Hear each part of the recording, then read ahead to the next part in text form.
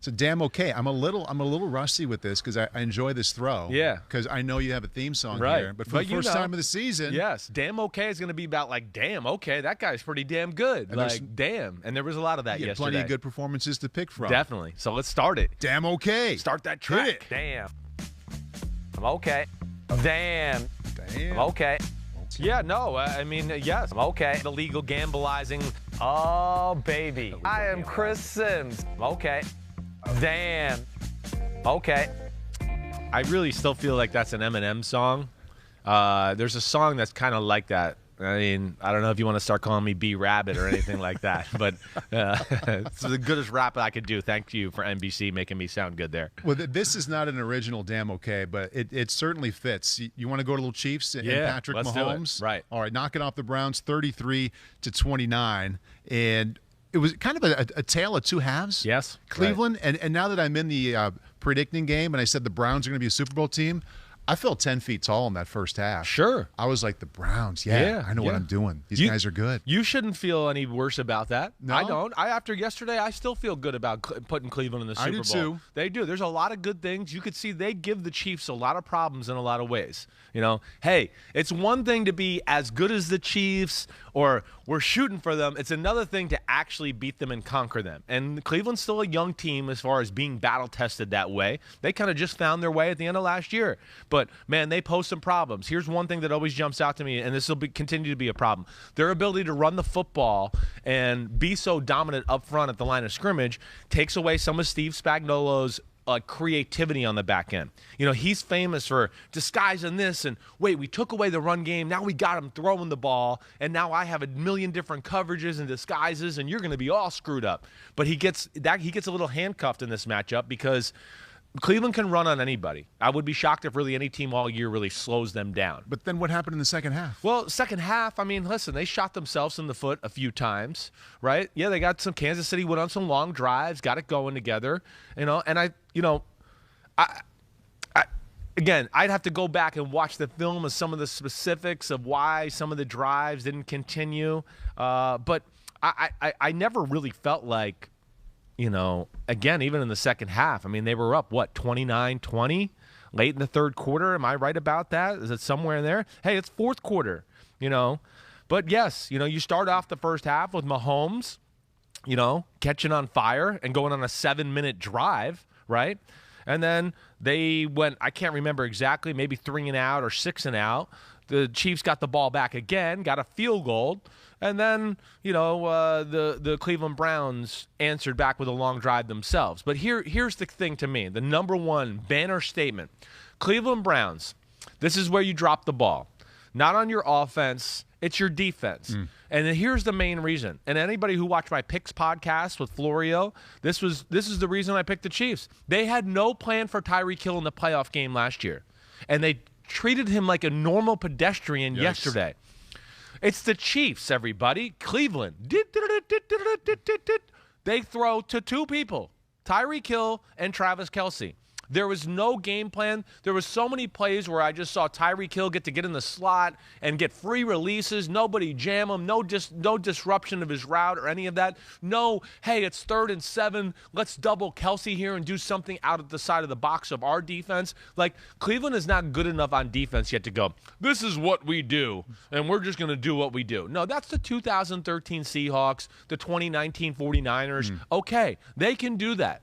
Cleveland's not at that status yet, and that, to me, is where they dropped the ball more than anything, Paul. As long as we're thinking that way about the Cleveland defense, what they did or, better yet, did not do. This is from ZC12. He says, how does Browns DC Joe Woods get the personnel to defend the pass for Cleveland, but then doesn't use them and plays 3 linebackers against Mahomes? Yeah, listen, I have no problem with the 3 linebackers. They had, they got some athletes at linebacker, so I don't think it's necessarily worried about that. But you can't just go, again, that's what I'm talking about. Exactly right. There's got to be you got to throw a curveball at the Chiefs every now and then. I understand, hey, you got a base defense that's really good. You believe in the scheme. That's really cool.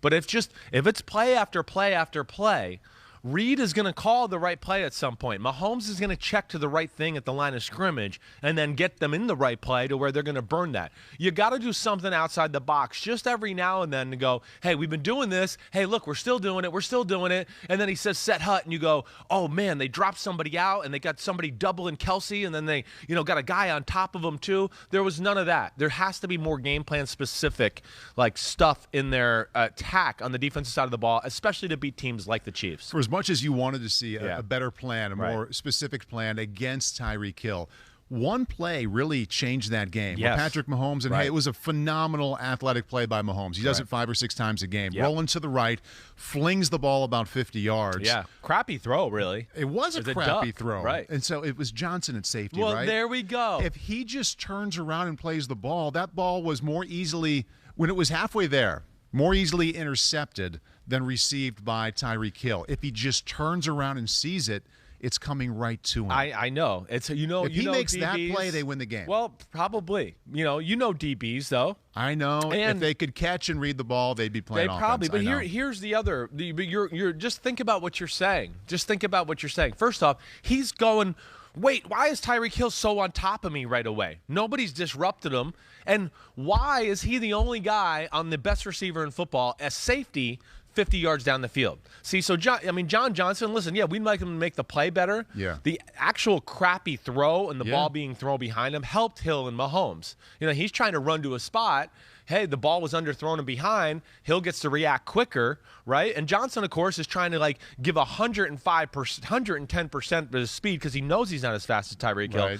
The real problem there would be, why was he put in that position to be 50 yards down the field against, Tyreek Hill? That would be my question. I would go to Joe Woods. I got a lot of respect for Joe Woods, but that's where I go, man, if you want to beat them in the divisional or the AFC Championship game, those are things they gotta correct a little bit.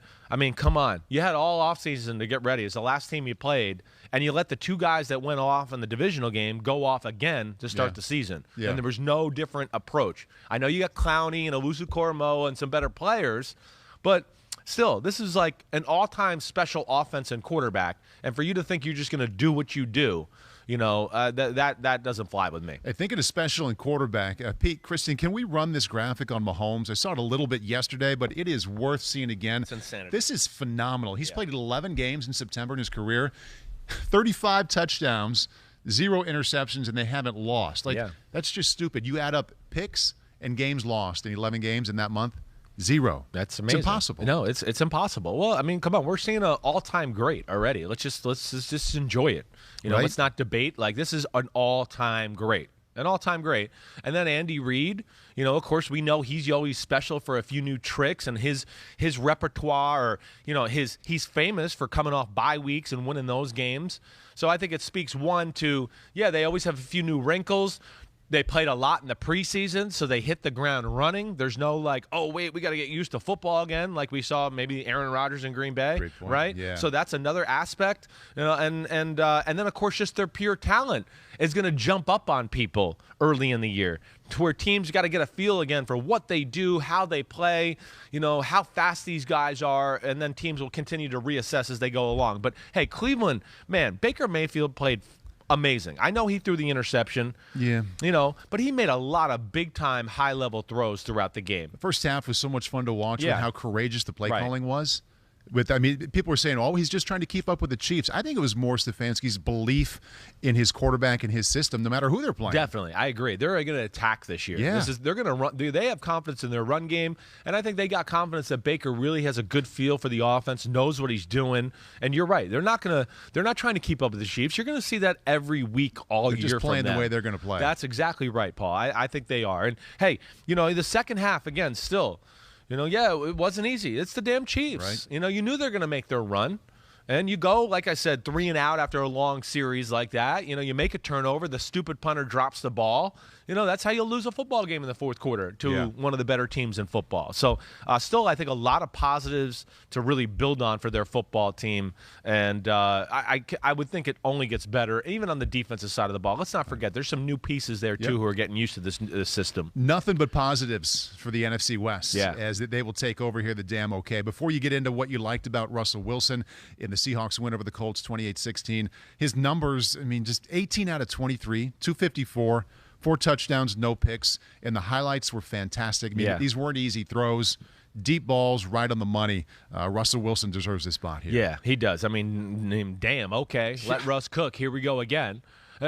Shane Waldron, again, I think the way the offense looked, and that's another one I'm excited to kind of just break down on film. But, I'm an idiot for picking the Colts to upset the Seahawks in this one. I did. I thought they might win a close one, and be able to throw some new wrinkles out at the Seahawks defense. 2 things jump out to me about this game. First off is what you said. I mean, damn, Russell Wilson and Tyler Lockett and, DK Metcalf. I don't know if there's a better, I want to say trio or dual threat at the wide receiver position right now to 2 guys where you just go, they can go to the house on any given play. Yep. Wilson's ability to be on the money with deep balls is as good as anybody in the sport. I think that's the first thing that just jumps out to me.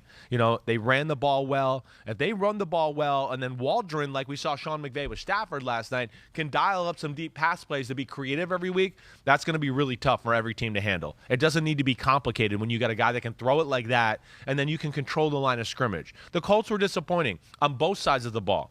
I mean, the front 7, they got pushed around by Seattle. We saw Russell had a lot of time throwing the ball. There was no scramble Russell Wilson magic plays where you were like, whoa, I mean, man, that was good defense. That's just Russell Wilson being amazing. No, it was just an ass whooping by the Seahawks. And then the other side of the ball too. I had questions about the Seahawks defense, but damn, their front 7 was all over Carson Wentz and company early on, and it looked like Carson Wentz of old too. I'm going to be interested to see that too. Yeah. Was he holding the ball too long? Was he waiting for people or too aggressive in decision making? He's just got a little bit of that. Every play can't be the last play of the game. He's not going to make it through the year if he gets hit like he did again last week. We'll talk about injury problems. He's part of the problem sometimes. He's got to learn to save his body and not take some of these hits. Sorry, I'm blabbering. No. I'm excited now. I don't know if there was a new part of this season we were looking forward to more, had more anticipation, not only at this desk but nationwide, for the Sean McVay, Matthew Stafford combo, right, and what they would be able to do. An offense that was always pretty good. Yeah. What kind of a step it would take. Right. You've got one example, 34-14 win over the Bears. First reaction. Yeah, well, the first reaction is I think just Matt Stafford's going to take the offense to a level we haven't seen under the McVay era. And I know Jared Goff did some really good things with them, and I'm not trying to, get down on him. It's just Stafford's a special talent. I don't know. You listen to Drew Brees in our pregame show. Listen to anybody. This is something I've been trying to yell at people for the last 7 or 8 years. It's one of the most talented players in our sport. He was in a up situation in Detroit. It wasn't easy. I don't care who's the quarterback there. It wasn't going to be much better results. But I think here's the thing that jumped out to me. In the past, when the Rams couldn't run the ball, they struggled in general because it just didn't. So if they couldn't run the ball, then of course the bootlegs and the play actions weren't there to the same capacity. And Goff wasn't going to make high-level wow-type throws, in those type of moments where, hey, the run game's not working, and now I got to make some plays happen. We saw last night without the run game, the play-action pass was still really effective because you can call a whole different variety of plays with Matthew Stafford. And then I think the last thing that really jumped out to me is, even when they went through little spurts of running and play action might not have been its best, the drop-back pass game is going to be a real element of their offense. I mean, just the Cooper Kupp touchdown down the middle. Yeah. Stafford is going to help McVay out because Stafford's been around a lot of, it has been some good drop-back pass offenses, right?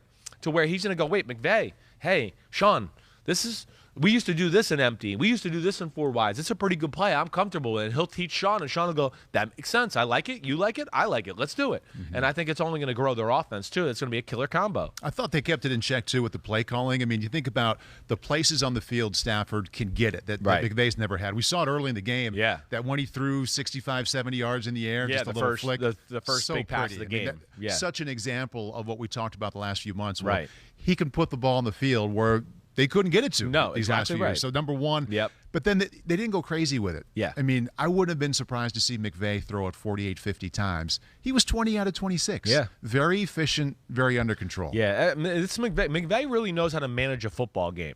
And I think he probably knew, wait, this defensive front for Chicago is pretty good. We're not going to be able to just dominate them in the running game. They've had issues the last 3 years against Chicago. If you really go back and watch the film, I mean, they lost the Super Bowl year in Chicago. And even the last 2 years, the Rams have beat the Bears, but it hasn't been easy. The Bears are a size team. The Rams are a speed and quickness team. So sometimes it's a tough matchup for them that way. But, yeah, McVay does a good job of,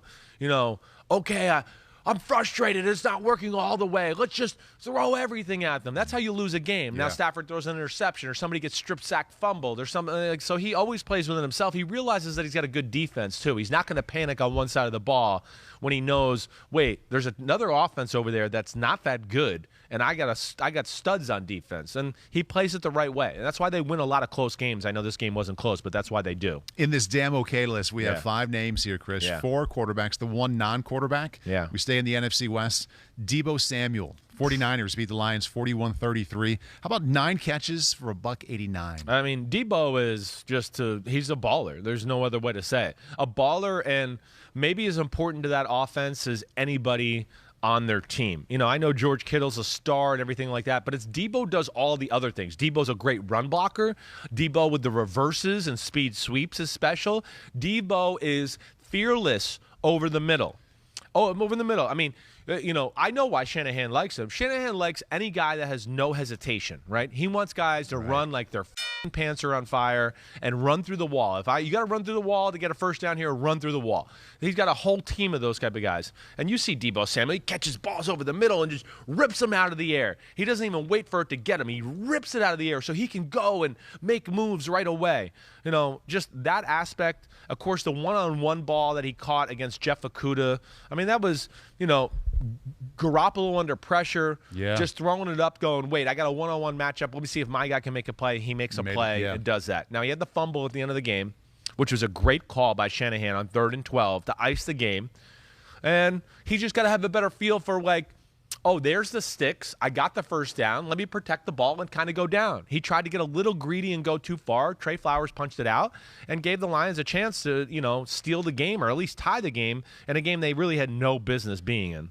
We devoted so much of the offseason talking about Jimmy Garoppolo. Yeah. I want to hear your thoughts on his 17 out of 25, 314, 1 touchdown, no pick performance. Well, it looked like, this is the Jimmy Garoppolo 49ers of the Super Bowl run, what we saw yesterday. I mean, the first thing is we know when Shanahan gets the run game going like that, it's just like good luck whoever playing him, because now he's got the run game going. Now he's exposing people at the second level, and Garoppolo is phenomenal at throwing the ball over the middle of the field and making quick decisions and getting the ball out of his hands quickly off of play action or even the quick drop back pass game.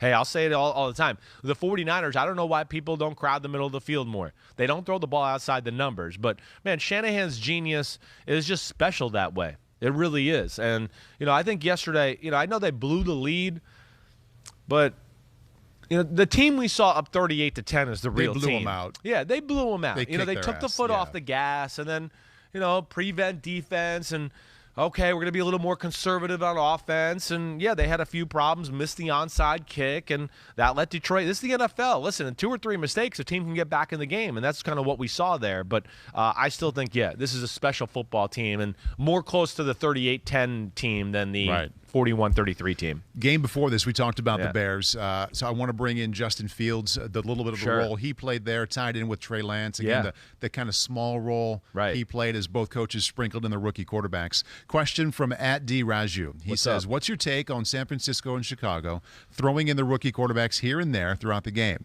Should there be pushback from Jimmy and Andy? How much does it affect their rhythm? No, listen, I don't think Andy can push back much at all. Jimmy can have a ground to stand on to maybe push back. Yeah. But I think at this point right now, he could probably feel pretty comfortable in that he's the guy, and Trey Lance is going to be a guy that they just throw in to screw with the defense every now and then. Even just touchdown pass Trey Lance through. It's a great, that's Shanahan genius. You're thinking, it's Trey Lance. They're going to do a run or some quarterback run. And then, of course, what does he do? He sends some motion, and they fake the run. And, okay, off that action, you think the backside receiver is usually going to run a shallow cross or something like, he puts the brakes on, he goes back out, he's wide open, easy touchdown. So that's great. So I feel differently about the 49ers and their situation. Garoppolo is the quarterback. I don't think you can trust Trey Lance yet from what I saw in the preseason. And I got no inside info in this, so don't everybody think like, oh, he's talking to Kyle. People like say things to like my dad and things like, we think your son's a mouthpiece for the 49 for Shanahan. Yeah? I haven't spoken very highly about his third pick of the draft the whole training camp. You think he's telling me to say that? How stupid is everybody? Yeah, he's telling me the most crucial pick of his career.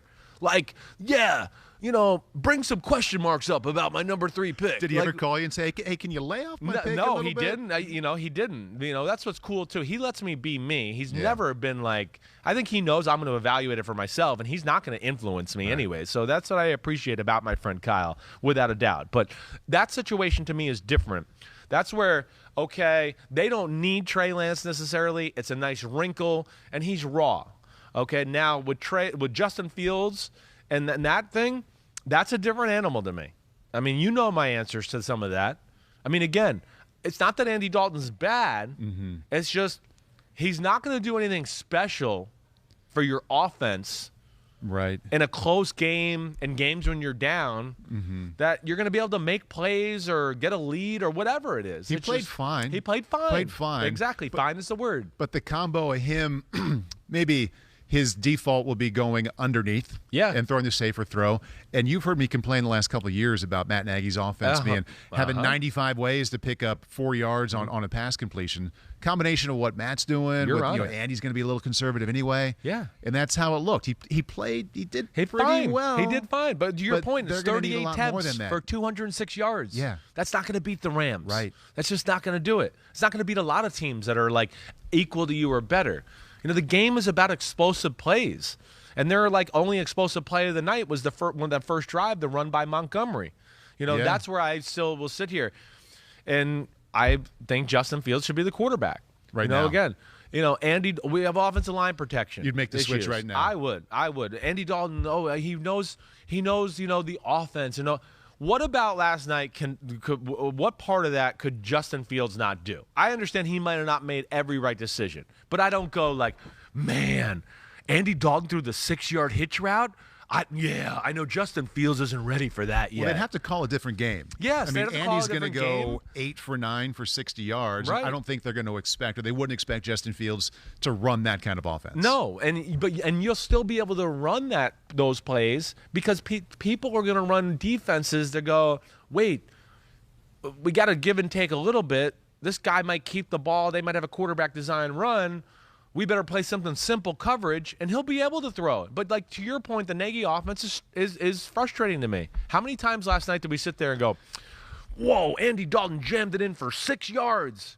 I mean, the risk-reward is way higher risk than reward for their offense, and I think that's what bothers me. And the other thing I'll say, too, compared to, Trey Lance, Justin Fields is a bigger man. He doesn't seem... He's a little more trustworthy with the ball, I felt like, all through preseason as far as, just knowing what to do.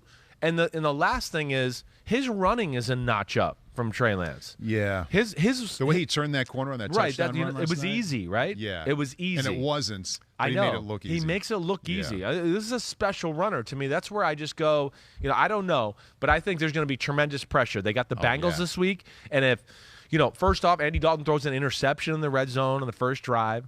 Yeah, okay, a little unlucky, but damn, you threw an interception. You got, you're the lesser team. You need to get a momentum in those type of situations. If things start off slow next week against Cincinnati, which I know is cold-blooded to do to Andy Dalton, that stadium's going to go crazy. Oh, yeah. They're going to go crazy, and I just think. I think we see Justin Fields next week. It's an interesting situation because Andy's going to play average or above average most of the time. It's not going to be obvious like get this guy out of here, he stinks. No, exactly right. It's just the offense is going to be okay. Okay. And they need it to be more than okay. Yes. And they've got this rookie over there that everybody thinks can do some different things because he can. Right. That's right. And people want to get a peek at that. But I know that's everybody's like, oh, Andy Dalton revenge game. I know. I don't think the Bengals. They won't be sentimental about it. They can't be. Yeah. They got to worry about start winning some football games. And I think your point is very real. Like Andy Dalton's capable, but he has to have some sort of formula of support around him. He's not the kind of guy that's going to be like, hey, we're just okay on offense. I'll make us really good because I'll make plays and special throws and everything like that. That's just not who he is, and especially at this point of his career. We have saved the best damn okay for last. Damn, okay. We go elsewhere in the NFC West to Kyler Murray and the Cardinals. Shitballs, Batman. Holy cow. 38-13 over the Titans. And to set this one up, guys, can we roll the 5 theme there with Kyler Murray, Chandler Jones? 5 sacks for Chandler Jones. Fever. Way to go. Yeah. Tied a franchise record for sacks in a single game. And Kyler Murray, 5 total touchdowns, 4 passing, and 1 running. My question to you, again, another topic we spent a lot of time talking about. You wanted to see more help for Kyler. Yes. From the scheme and the offense and the play calling. Right. What'd you see? I think I saw that. I definitely saw. I watched a little bit of this film this morning. There was definitely a more variety of personnel sets and formations and ideas that excited me. Good. Where I went, okay, like here, damn, Cliff. All right, he's been in the lab. There's some things here Which idea did you really stands out? He just there was of course a lot of movement before the snap that I liked. They got of course some weapons. When you put Christian Kirk and DeAndre Hopkins and then there's Rondale Moore on the field. And then sometimes A.J. Green's in there. Man, it's a lot of weapons to match up against. And then Kingsbury did a good job, I thought, of just, hey, we're in this formation. Oh, watch, this guy's flying this way. Oh, no, he's going back the other way. Next time we're in the pistol and the back's behind me. Oh, wait, now it's a snap or two with Kyler Murray underneath the center. Yeah. So I saw a little variety. That's what you and me have talked about a lot, right? We don't want to just see shotgun 4 wides. That's just not going to get it done week in and week out in the NFL. So the offense off to a good start. The number one thing that jumped out to me, and besides Kyler Murray just being an absolute freak show, is they might have something with their offensive line this year. I mean, that was to me the number one thing. When I went back and watched the film, I went, whoa, protection was like elite. It was phenomenal. They couldn't get even close to Kyler Murray with the 4-man rush. I mean, he had a wall of red around him, nobody around him. And then Tennessee got into some situations where they're like, shit, we got to blitz. We got to do something. Yeah. And then, of course, you're one-on-one. And then there's a Christian Kirk off his back foot because he knows he's got one-on-one. Let me throw it out there. That guy's got 3 rockets up his ass. He'll go catch the ball. So that, to me, was the biggest thing, let alone the run game to go with it. They blew the Titans off the ball. They whooped their ass up front. Yeah. I mean, James Conner and, number 2, Chase Edmonds, man, they look good. That's a good little combo to have, too. Again, two other weapons there, too, where Chase Edmonds he's going to be a tough matchup because he's the type that can split out at receiver, and you can go, damn, he runs routes like a receiver. He's a legit slot receiver. So they have a lot of ways to attack you. I think that was really exciting to see on the offensive side of the ball. The offensive line really jumped out, though. They really did, along with Cliff Kingsbury's, versatility on the offensive side of the ball. And before we move on from this game, the defense, I just got to talk about that a little bit because I think I'm actually got more excited about watching the defense than I did the offense. Really? I did. The offense was good. I'm not going to just go, I'm sold, they're back. I want to see more. Can Cliff keep ahead of the curve, continue to be creative and throw a lot of different looks at you? I want to see that. I know Vance Joseph's a really good defensive coach. And, man, Paul, I don't know. I'm scared, of course. I mean, this is overreaction Monday of week 1, but just the way their first-team defense looks on the field, maybe I've underrated them. We'll see as we go forward. But we know Chandler Jones is a beast and probably the most underrated pass rusher in football. Yeah. J.J. Watt did look good. But where I was more excited is the second level of their defense. There's the athleticism at linebacker and safety. Yes. They could interchange those dudes. Right. Really looks different. It's different. Yeah. It is. I mean, it's scary how fast they are.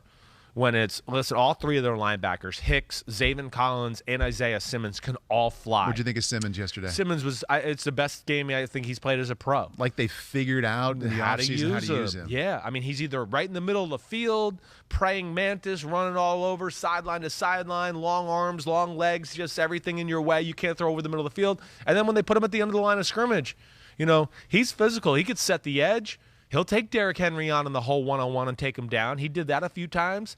And then, like you said, the safeties, when you add Buda Baker into the equation, when he gets down there, and even Byron Murphy at nickel a little bit, you just go, man, you might make it through the first line, but that second group, man, they're coming. Yeah. And like there was a few times where there was holes yesterday, and I went, oh, Derrick Henry might get 10 yards here, and he got 2. Because they can really pursue and run to the ball. I love your point on the defense. I want to back up to the offense one more time here for Kyler Murray. Yeah. I spent a lot of time with this game this morning because I figured with your interest in their offense and how maybe it would look different with how well they played yesterday, I wanted to be on top of it. Yeah, there was a point of the second quarter. Okay, it was 17-6. There was a 3rd down and 10 for the Arizona offense. Right. Okay, so Kyler Murray drops back, pressured. Sprints out to his right. Nobody close to him because he evades it so easily. But then he sprinted back to his left, and he set up, and like he had eyes in the back of his head. Someone was coming for him from like a 20-yard sprint. Just stepped back a little bit, made him miss, found somebody down the sideline to convert on 3rd. Like a phenomenal, as you said, magic play by Kyler Murray that we've kind of come to expect. Yes. Same drive, there was a 3rd and 6, and this was a different kind of Kyler play. Stayed in the pocket.